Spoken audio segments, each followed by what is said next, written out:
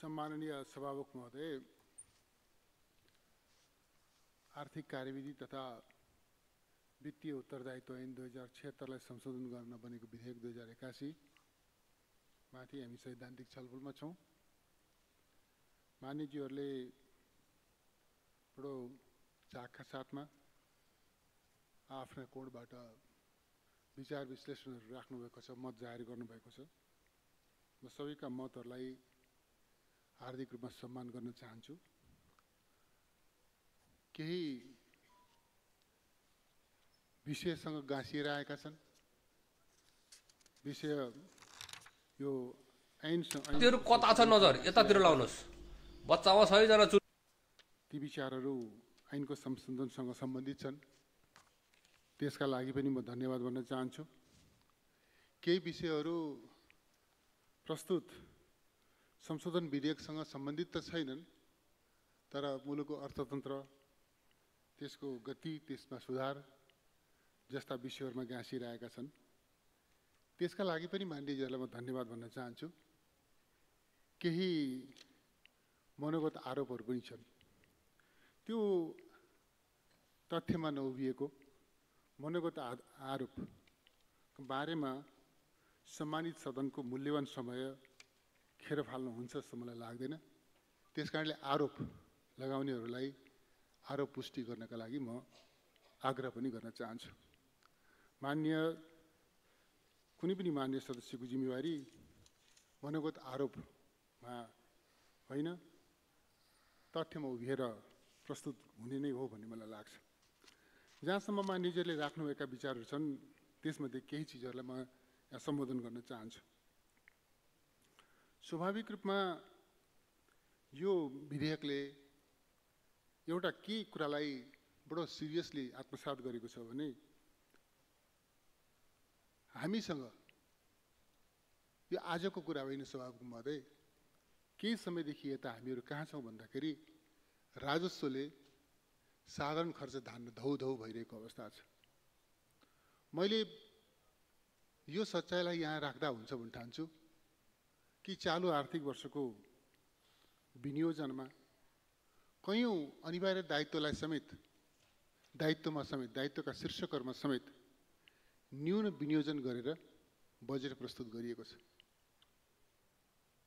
न्यून विनियोजन गरेर 31% को राजस्व वृद्धिको लक्ष्यमा आधारित भएर बजेट प्रस्तुत गर्दा पनि कयौं अनिवार्य दायित्वलाई,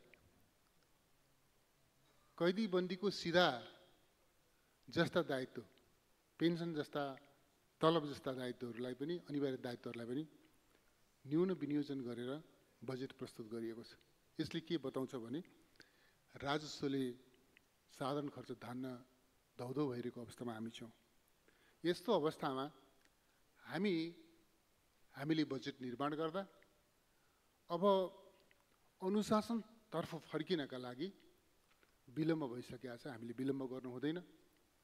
अब अविलम्ब बिना विलम्ब हामीले बजेट निर्माणमा अनुशासनतर्फ फर्किनुपर्ने अभिभावकलाई गम्भीरतापूर्वक महसुस गर्नुपर्छ भन्ने त्यो मर्ममा उभिएर यो संशोधन विधेयक आएको कुरा म निवेदन गर्न चाहन्छु।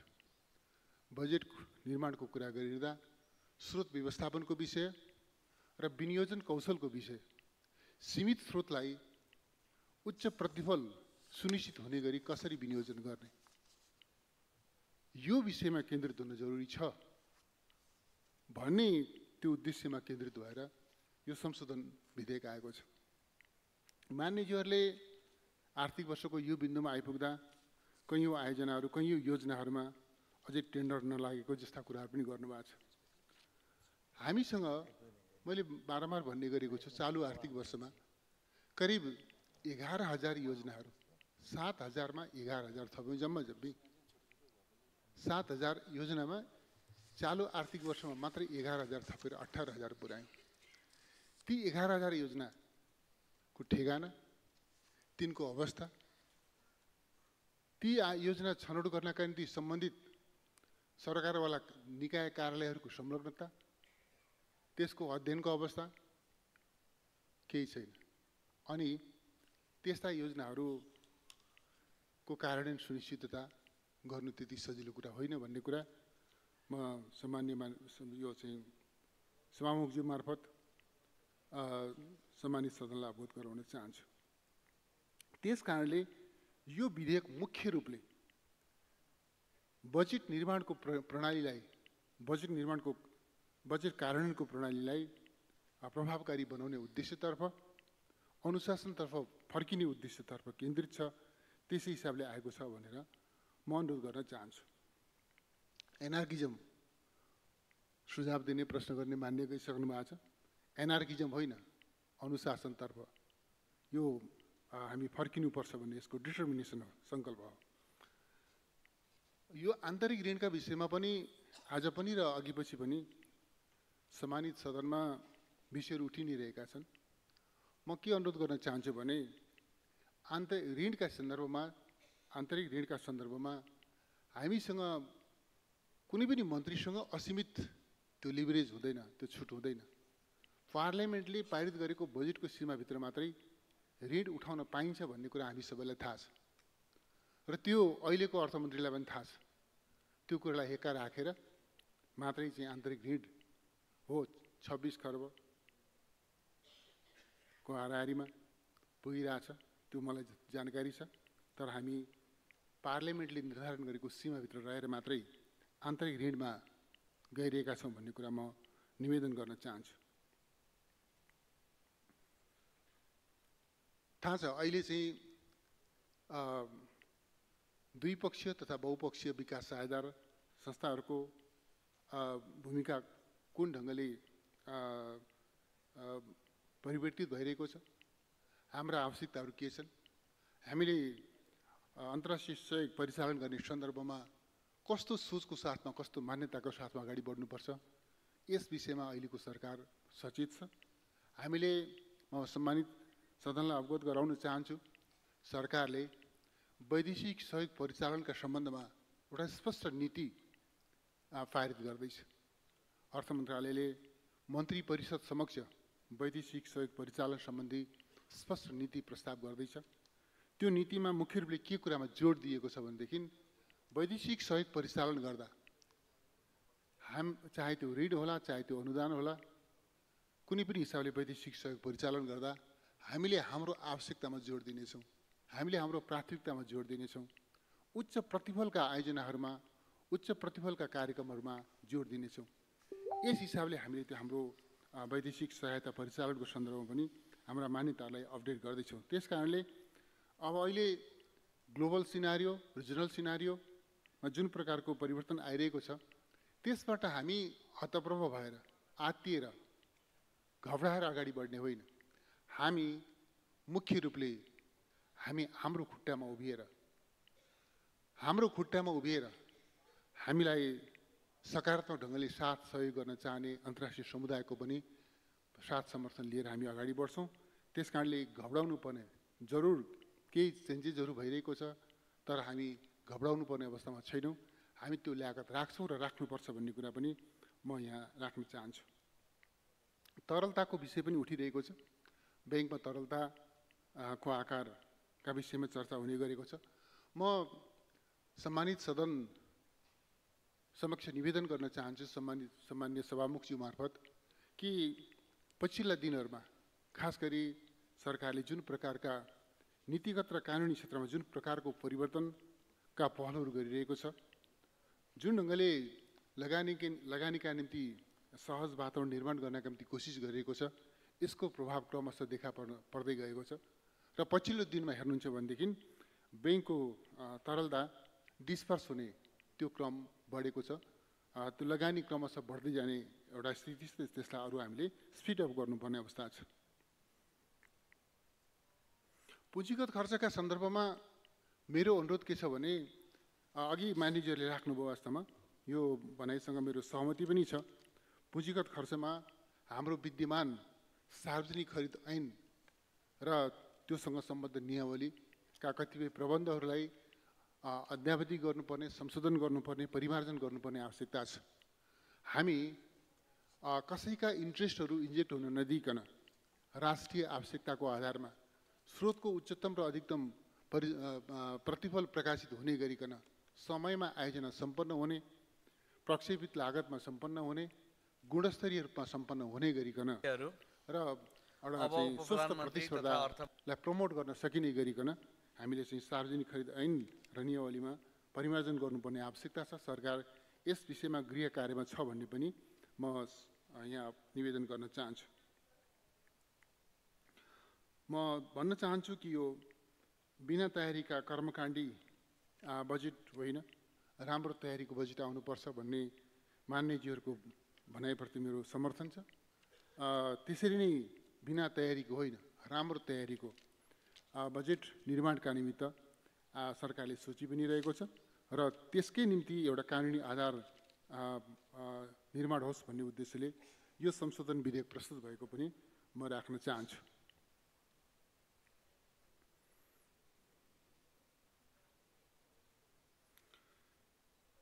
रोजगारी सृजना गर्ने, युवा जनशक्तिमा आशा विश्वास बढाउने त्यस प्रकारको बजेट निर्माण होस् भन्ने सुझाव छ। त्यसको लागि पनि म धन्यवाद भन्न चाहन्छु। नेताको क्षेत्रमा केन्द्रित हुने बजेट होइन, राष्ट्रिय आवश्यकताका आधारमा केन्द्रित हुने बजेट होस् भनेर सुझाव दिनुभएको छ। त्यसको लागि पनि म धन्यवाद भन्न चाहन्छु। माननीय नारायणी शर्माले एउटा महत्त्वपूर्ण एउटा प्रस्ताव राखेर जानुभएको छ। उहाँलाई म विशेष रूपमा धन्यवाद भन्न चाहन्छु। उहाँले भन्नुभएको छ कि राष्ट्रिय गौरवका र ठुला आयोजना मात्रै सङ्घमा राख्ने, अरू आयोजनाहरू हामीले प्रदेश र स्थानीय तहमा हस्तान्तरण गर्ने आँट गर्छौँ कि गर्दैनौँ भनेर बडो चोटिलो प्रश्न, र यो प्रश्नभित्र प्रश्न मात्रै छैन, सुझाव पनि छ।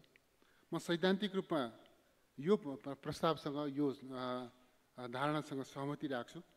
यसका निम्ति म अनुरोध गर्न चाहन्छु कि सदनको मलाई दोहोरो साथ चाहिन्छ। अघि हामी छलफल पनि गर्दै थियौँ, उपभोक्ताहरूले गरेको खर्चको भुक्तानी हुन सकिरहेको छैन भनेर। हामी एकातर्फ राष्ट्रिय गौरवका, राष्ट्रिय प्राथमिकताका ठुला आयोजनामा केन्द्रित हुनुपर्छ, सङ्घीय सरकारको बजेट भनिरहेका छौँ। अर्कोतर्फ पालिकाले मात्रै होइन, उपभोक्ता समितिले गर्ने खर्च पनि सङ्घीय सरकारबाट हुनुपर्छ, त्यसको निकासा भएन भनेर त्यो पनि कोणबाट छलफल गर्दैछु। त्यस कारणले हामी सङ्घीय सरकार कुन सीमासम्म तल जानुपर्छ, कम्तीमा पनि हामीले संविधानमा गरिएको प्रबन्ध जुन छ, खास गरिकन अधिकारको सूची, सङ्घीय सरकारको अधिकारको सूची, प्रदेश सरकारको अधिकारको सूची र स्थानीय तहको अधिकारको सूची र केही साझा सूचीहरू छन्, ती सूचीहरूलाई हेक्का राखेर त्यसमाथि आधारित भएर हामीले संविधानमा अङ्कित गरिएका यी अधिकारका सूचीहरूका साथसाथमा कार्यविस्तृतीकरण प्रतिवेदन पनि पारित गरेका छौँ। आवश्यकता पर्छ भने त्यसलाई परिमार्जित गर्न सकिन्छ, तर त्यो पारित गरिएको कार्यविस्तृतीकरण प्रतिवेदन समेतको आधारमा हामीले चाहिँ कुन तहको आयोजना, कस्तो प्रकृतिको कार्यक्रम सङ्घले गर्ने, कस्तो प्रकृतिको कार्यक्रम प्रदेश र स्थानीय तहले गर्ने भन्ने कुरामा हामी एउटा दरो निर्णय गरेर जानुपर्ने अवस्थामा छौँ। र यो चाहिँ यस कोणबाट हुने छलफलका प्रति पनि म हार्दिक सम्मान व्यक्त गर्न चाहन्छु।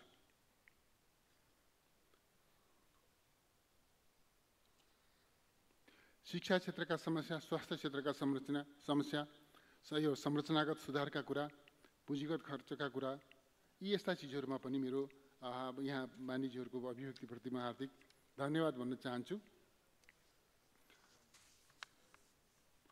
एउटा प्रसङ्ग आएको छ, यो लेखा समिति र महालेखाका बीचमा द्वन्द्वको स्थिति सृजना नहोस् भनेर। लेखा समितिको, महालेखा परीक्षकको क्षेत्राधिकार के हो, संसदको लेखा समिति जसलाई हामी मिनी पार्लियामेन्ट भन्छौँ, यसको क्षेत्राधिकार के हो, त्यस विषयमा कुनै डिस्प्युटको स्थिति नहोस् भन्ने सुझावप्रति म हार्दिक सम्मान व्यक्त गर्न चाहन्छु।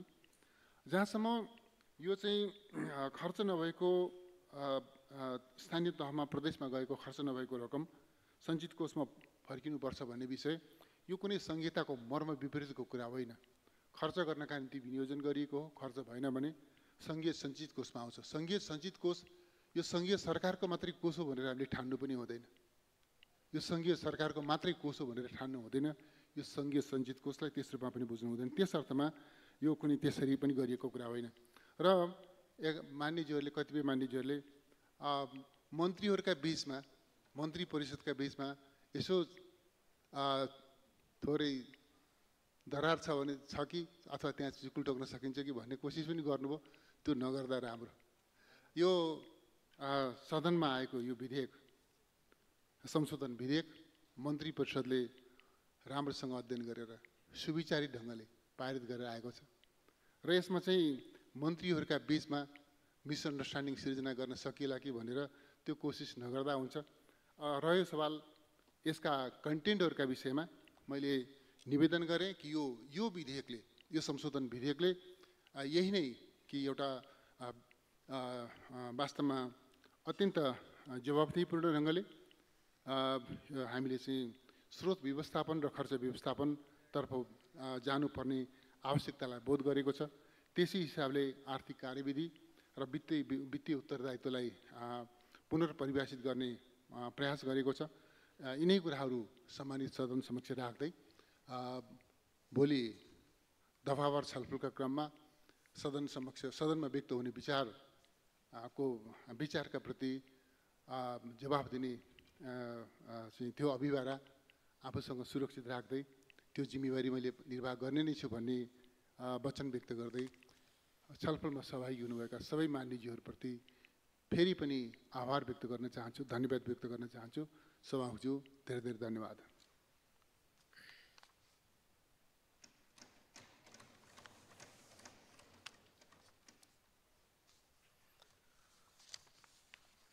मान्य सदस्यहरू, अब यो छलफल यहीँ समाप्त हुन्छ। अब म आर्थिक कार्यविधि तथा वित्तीय उत्तरदायित्व पहिलो संशोधन विधेयक 2081 माथि विचार गरियोस् भन्ने प्रस्तावलाई निर्णयार्थ प्रस्तुत गर्दछु।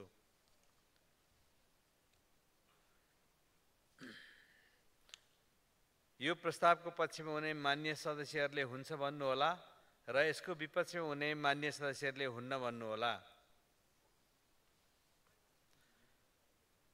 यो प्रस्तावको पक्षमा हुने मान्य सदस्यहरूले हुन्छ भन्नुहोस्। यसको विपक्षमा हुने मान्य सदस्यहरूले हुन्न भन्नुहोस्। हुन्छ भन्ने पक्षका मान्य सदस्यहरूको बहुमत भएकोले आर्थिक कार्यविधि तथा वित्तीय उत्तरदायित्व पहिलो संशोधन विधेयक 2081 माथि विचार गरियोस् भन्ने प्रस्ताव बहुमतले स्वीकृत भएको घोषणा गर्दछु।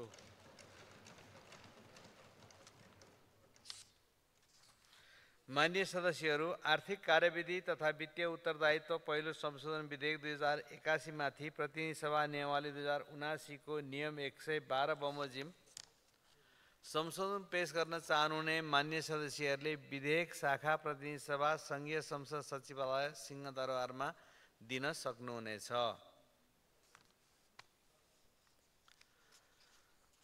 मान्य सदस्यहरू, अब माननीय उपप्रधानमन्त्री तथा अर्थमन्त्री विष्णुप्रसाद पौडेललाई निजीकरण पहिलो संशोधन विधेयक 2081 माथि विचार गरियोस् भन्ने प्रस्ताव प्रस्तुत गर्न अनुमति दिन्छु।